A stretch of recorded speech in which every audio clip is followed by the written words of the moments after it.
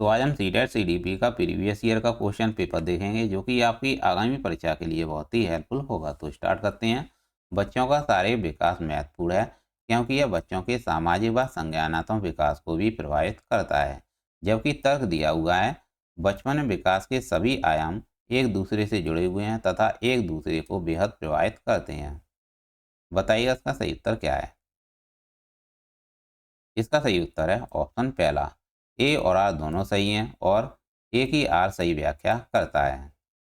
अगला प्रश्न है, विकास का कौन सा सिद्धांत यह सुझाता है कि विकास सिर से शुरू होता है और फिर शरीर के बाकी हिस्सों में आगे बढ़ता है। बताइएगा इसका सही उत्तर क्या है। इसका सही उत्तर है ऑप्शन दूसरा, शीर्षगामी सिद्धांत इसका सही उत्तर है। अगला प्रश्न है, डैश आनुवांशिक स्वभाव के पूर्व निर्धारित प्रकटीयकरण की प्रक्रिया को संदर्भित करता है। क्या संदर्भित करता है। परिपक्वता, पाढ़, अनुकूलन या सामाजिकरण। सही उत्तर क्या है।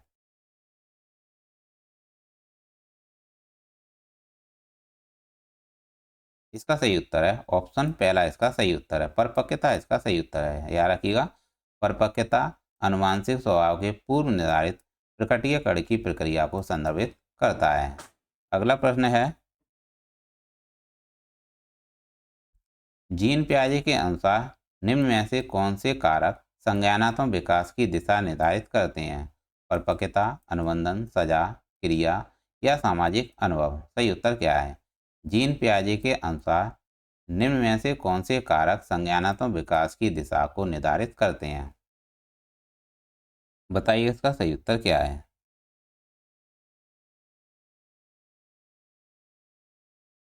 इसका सही उत्तर है ऑप्शन पहला, इसका सही उत्तर है। याद रखिएगा, परिपक्वता, अनुबंधन, क्रिया और सामाजिक अनुभव इसका सही उत्तर है। ऑप्शन पहला इसका सही उत्तर है। अगला प्रश्न है, जीन पियाजे के अनुसार उस बच्चे की सोच के बारे में क्या कहा जा सकता है जो मानता है कि जब पानी को एक बर्तन से दूसरे में डाला जाता है तब पानी की मात्रा बर्तन के आकार के अनुसार कम या बढ़ जाती है। तो बताइएगा इसका सही उत्तर क्या है। ऑप्शन है पहला, बच्चे में संरक्षण की कौशल नहीं है। बच्चे में संरक्षण के कौशल नहीं है। बच्चे ने वस्तु स्थायित्व नहीं हासिल की है। जीववादी सोच बच्चे के विचारों को सीमित करती है। बच्चा क्रमबद्धता की प्रक्रिया करने में अक्षम है। बताइएगा इसका सही उत्तर क्या है।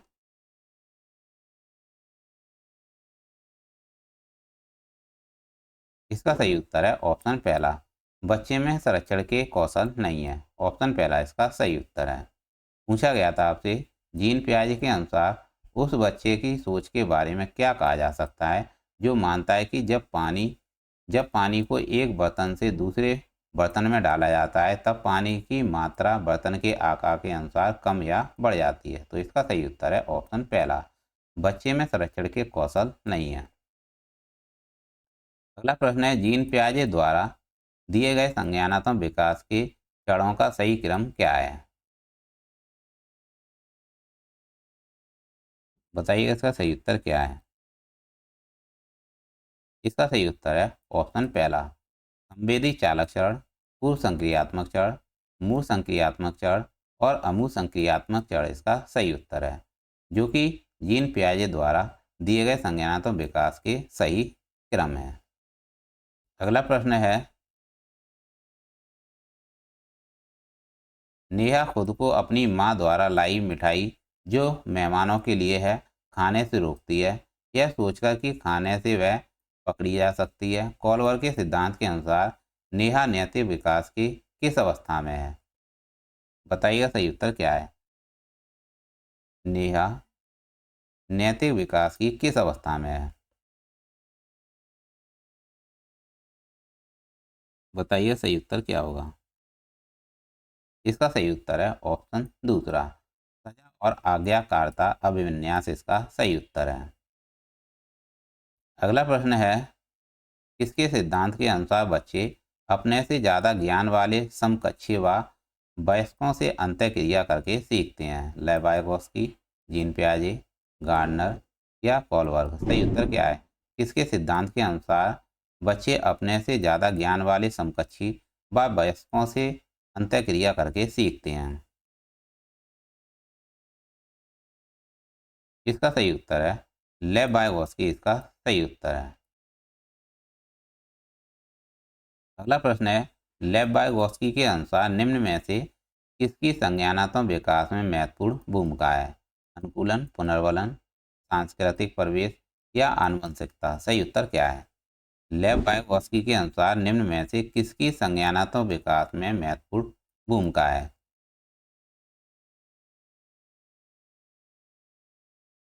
इसका सही उत्तर है ऑप्शन तीसरा, सांस्कृतिक परिवेश, इसका सही उत्तर है। हावर्ड गार्डनर के बुद्धि के सिद्धांत में शरीर और वस्तुओं दोनों को कुशलतापूर्वक उपयोग करने की क्षमता को कौन सी बुद्धि कहा जाता है? तर्कगणितीय बुद्धिमत्ता, शारीरिक गति संवेदनात्मक बुद्धि, अंतर्वैयक्तिक बुद्धि या भाषाई बुद्धि? सही उत्तर क्या है? हावर्ड गार्डनर के बुद्धि के सिद्धांत में शरीर और वस्तुओं दोनों को कुशलतापूर्वक उपयोग करने की क्षमता को कौन सी बुद्धि कहा जाता है?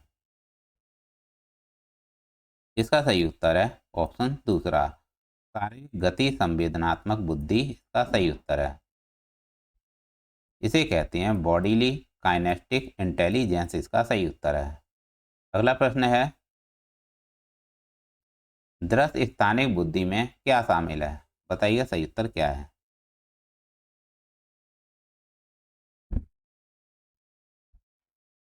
दृश्य स्थानिक बुद्धि में क्या शामिल है?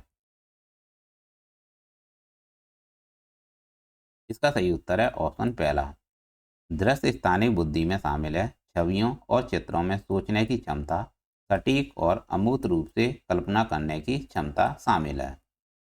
अगला प्रश्न है, सह शिक्षा कक्षा में लड़कों के लिए एक शिक्षक की टिप्पणी, मजबूत बनो और लड़कियों की तरह नम्र व्यवहार मत करो, किसको बढ़ावा देगा?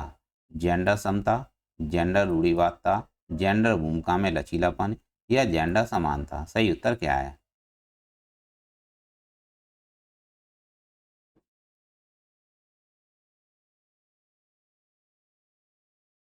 इसका सही उत्तर है जेंडर रूढ़िवादिता, इसका सही उत्तर है।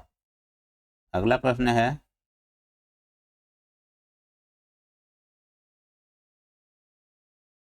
विविध शिक्षार्थियों वाली कक्षा में शैक्षणिक रणनीतियाँ क्या होनी चाहिए? उचित समावेशन, मानकीकृत मूल्यांकन, गैर प्रासंगिक पाठ्यक्रम या दृष्टिकोण में अनमन्यता? बताइए सही उत्तर क्या है? विविध शिक्षार्थियों वाली कक्षा में शैक्षणिक रणनीतियाँ क्या होनी चाहिए? इसका सही उत्तर है ऑप्शन पहला, उचित समावेशन होना चाहिए। अगला प्रश्न है, सीखने के लिए मूल्यांकन का एक महत्वपूर्ण पहलू क्या है? सीखने के लिए मूल्यांकन का एक महत्वपूर्ण पहलू क्या है? बताइए इसका सही उत्तर क्या है? ऑप्शन है पहला, मूल्यांकन की किसी एक ही रणनीति से बच्चे की प्रगति व अधिगम की संपूर्ण जानकारी का पता किया जा सकता है। यह सीखने में होने वाले बदलाव का अवलोकन करता है। यह बच्चों की व्यक्तिगत व विशिष्ट जरूरतों को नहीं पहचानता है। यह शिक्षकों को मानसिक मंदी बुद्धि वाले बच्चों को पहचानने में मदद करता है। सही उत्तर क्या है? इसका सही उत्तर है ऑप्शन दूसरा, यह सीखने में होने वाले बदलाव का अवलोकन करता है। ऑप्शन दूसरा इसका सही उत्तर है, जो कि सीखने के लिए मूल्यांकन का एक महत्वपूर्ण पहलू है। अगला प्रश्न है, aim of assessment should be to, मूल्यांकन का उद्देश्य क्या होना चाहिए? ऑप्शन है पहला, छात्रों में भय और तनाव पैदा करना, असुरक्षा और हीनता की भावना पैदा करना, छात्रों के बीच तुलना करना या सीखने सिखाने की प्रक्रिया में सहायता करना? सही उत्तर क्या है? इसका सही उत्तर है ऑप्शन चौथा, सीखने सिखाने की प्रक्रिया में सहायता करना, इसका सही उत्तर है। अगला प्रश्न है, कथन दिया हुआ है समावेशी शिक्षा से केवल विशेष बच्चे ही लाभान्वित होते हैं, जबकि तर्क दिया हुआ है समावेशी शिक्षा की अवधारणा इस दर्शन पर आधारित है कि केवल कुछ बाध्यता वाले शिक्षार्थियों की जरूरतों को ही पोषित किया जाए। तो बताइएगा सही उत्तर क्या है?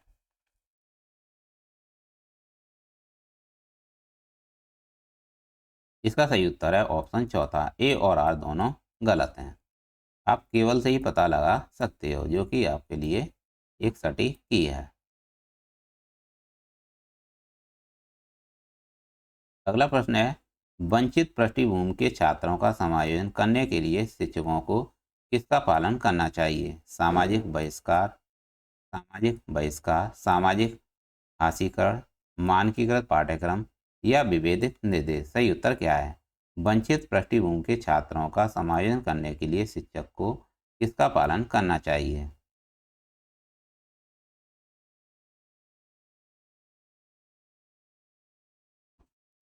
To cater to students from disadvantaged background, teachers should practice। सही उत्तर क्या है इसका? इसका सही उत्तर है ऑप्शन चौथा, विभेदित निर्देश इसका सही उत्तर है।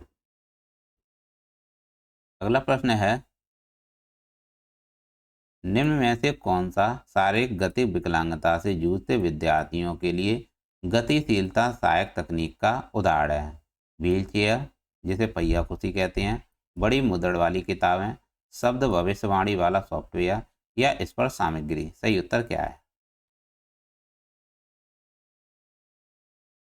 इसका सही उत्तर है ऑप्शन पहला, व्हील चेयर जिसे पहिया कुर्सी कहते हैं। इसका सही उत्तर है। पूछा गया था आपसे, निम्न में से कौन सा शारीरिक गति विकलांगता से जूझते विद्यार्थियों के लिए गतिशीलता सहायक तकनीक का उदाहरण है? सही उत्तर है व्हील चेयर। अगला प्रश्न है, गणितीय अवधारणाओं और गणनाओं में कठिनाइयाँ किन छात्रों की विशिष्ट विशेषताएं हैं? गुणज वैकल्य, पठन वैकल्य, लेखन वैकल्य या स्वलीनता। यह प्रश्न तो आप सभी को पता होगा। बताइएगा सही उत्तर क्या है? इसका सही उत्तर है ऑप्शन पहला, गुणज वैकल्य इसका सही उत्तर है। आप इसे कैलकुलेटर से याद रख सकते हो, क्योंकि कैलकुलेटर में ही गुणज वैकल्य किया जाता है, यानी कैलकुलेशन की जाती है। तो इसका सही उत्तर है ऑप्शन पहला, जिसे इंग्लिश में कहते हैं डिसकैलकुलिया। अगला प्रश्न है, रचनात्मक बच्चों की विशिष्ट पहचान विशेषताओं में शामिल है? विचारों की अनमत्या, खूब के लिए उच्च सहिष्णुता, जटिलताओं के लिए वरीयता या अवसारी सोच। सही उत्तर क्या है? रचनात्मक बच्चों की विशिष्ट पहचान विशेषताओं में क्या शामिल है?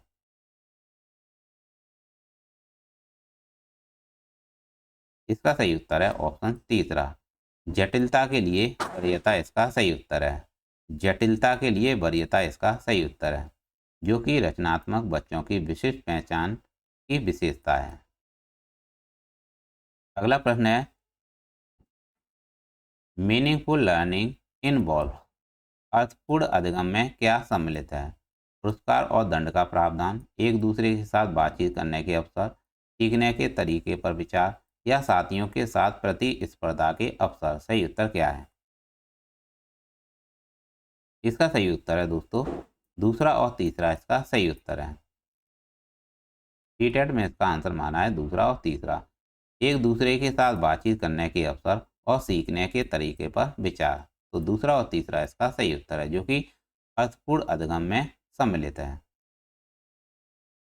अगला प्रश्न है, कथन दिया है, शिक्षार्थी केंद्रित दृष्टिकोण वह है जो पाठ्य पुस्तक सभी सीखने का केंद्र है। जबकि तर्क दिया हुआ है, माध्यमिक विद्यालय में छात्र सबसे अच्छा सीखते हैं जब पाठ्य पुस्तक को पुनः पेश करने के लिए कहा जाता है। तो सही उत्तर क्या होगा? इसका सही उत्तर है ऑप्शन चौथा, ए और आर दोनों गलत हैं। अगला प्रश्न है, एक सामाजिक रचनात्मक कक्षा में अधिगम क्या है? एक सामाजिक रचनात्मक कक्षा में अधिगम क्या है? इसका सही उत्तर है ऑप्शन दूसरा, एक सामाजिक रचनात्मक कक्षा में अधिगम ज्ञान के सह निर्माण की एक प्रक्रिया है। अगला प्रश्न है, डैश अधिगम के लिए उचित कक्षा वातावरण का आदान होना चाहिए। क्या होना चाहिए? ऑप्शन है पहला, अनुकूलन और पुनर्वलन के सिद्धांत, प्रतिस्पर्धा और व्यक्तिवाद, सहयोग और सकारात्मकता या पृथकीकरण व नामीकरण। सही उत्तर क्या है? डैश अधिगम के लिए उचित कक्षा वातावरण का आधार क्या होना चाहिए? इसका सही उत्तर है ऑप्शन तीसरा, सहयोग और सकारात्मकता अधिगम के लिए उचित कक्षा वातावरण का आधार होना चाहिए। अगला प्रश्न है, कथन दिया हुआ है, मध्य विद्यालय के बच्चों को सहज अनुमान लगाने के लिए प्रोत्साहित करना और उन्हें विभिन्न तरीकों की तलाश करने के लिए प्रोत्साहित करना समस्या समाधान कौशल को बढ़ावा देने के लिए एक प्रभावी रणनीति है। जबकि तर्क दिया है, बच्चे विभिन्न दृष्टिकोणों की चर्चा और सोच की प्रक्रियाओं के माध्यम से सीखते हैं। तो सही उत्तर क्या है इसका? इसका सही उत्तर है ऑप्शन पहला, ए और आर दोनों सही हैं और एक ही आर सही व्याख्या करता है। तो ऑप्शन पहला इसका सही उत्तर है। अगला प्रश्न है, क्वेश्चन इन द क्लासरूम, कक्षा में प्रश्न क्या है? कक्षा में प्रश्न करना क्या है? इसका सही उत्तर है ऑप्शन चौथा, कक्षा में प्रश्न छात्रों और शिक्षकों दोनों द्वारा पूछे और उत्तर दिए जाने चाहिए। याद रखिएगा, कक्षा में प्रश्न छात्रों और शिक्षकों दोनों द्वारा पूछे और उत्तर दिए जाने चाहिए। ऑप्शन चौथा इसका सही उत्तर है। अगला प्रश्न है,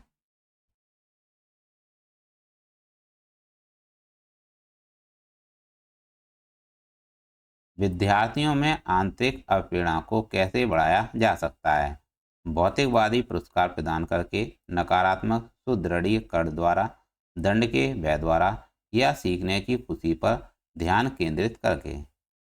बताइएगा सही उत्तर क्या है? विद्यार्थियों में आंतरिक अप्रेरणा को कैसे बढ़ाया जा सकता है? Intrinsic motivation amongst student can be increased by. इसका सही उत्तर है ऑप्शन चौथा, सीखने की खुशी पर ध्यान केंद्रित करके। याद रखिएगा, विद्यार्थियों में आंतरिक अवधारणा को सीखने की खुशी पर ध्यान केंद्रित करके बढ़ाया जा सकता है। अगला प्रश्न है, मध्य विद्यालय के छात्र किन प्रक्रियाओं के द्वारा ज्ञान का निर्माण करते हैं और अर्थ निकालते हैं? सक्रिय अन्वेषण, अमूल समस्याओं पर काम करना, पूछताछ और प्रयोग, शिक्षकों और साथियों के साथ बातचीत। बताइए सही उत्तर क्या है? मध्य विद्यालय के छात्र किन प्रक्रियाओं के द्वारा ज्ञान का निर्माण करते हैं और अर्थ निकालते हैं? इसका सही उत्तर है ऑप्शन चौथा, यानी उपरोक्त सभी कथन सही हैं। सक्रिय अन्वेषण द्वारा, अमूल समस्याओं पर काम करके, पूछताछ और प्रयोग, और शिक्षकों और साथियों के साथ बातचीत करके। ऑप्शन चौथा इसका सही उत्तर है। अगला प्रश्न है, शिक्षकों को चाहिए कि वे बच्चों की योग्यता को डैश और असफलता को डैश रूप में सोचने के लिए प्रोत्साहित करें। बताइएगा सही उत्तर क्या है? इसका सही उत्तर है ऑप्शन दूसरा, वृद्धिशील और सुधार के अवसर। शिक्षकों को चाहिए कि बच्चों की योग्यता को वृद्धिशील और असफलता को सुधार के अवसर के रूप में सोचने के लिए प्रोत्साहित करें। ऑप्शन दूसरा इसका सही उत्तर है। अगला प्रश्न है, अकादमिक निम्न में से कौन सा कारक विफलता के लिए जिम्मेदार है? इसका सही उत्तर है ऑप्शन तीसरा, गैर प्रासंगिक पाठ्यक्रम इसका सही उत्तर है। तो दोस्तों, ये थे सीडीपी का पीवाईक्यू प्रश्न, जो कि आपकी परीक्षा के लिए बहुत ही हेल्पफुल होंगे। तो ऐसे ही पीवाईक्यू आपके लिए लाते रहेंगे जब तक आपका सीटेट नहीं आ जाता। तो मिलते हैं नेक्स्ट क्लास में। Thanks for watching. Please channel को लाइक और सब्सक्राइब जरूर करें जब आपके लिए इतनी मेहनत करते हैं। तो मिलते हैं नेक्स्ट क्लास में। Thanks for watching.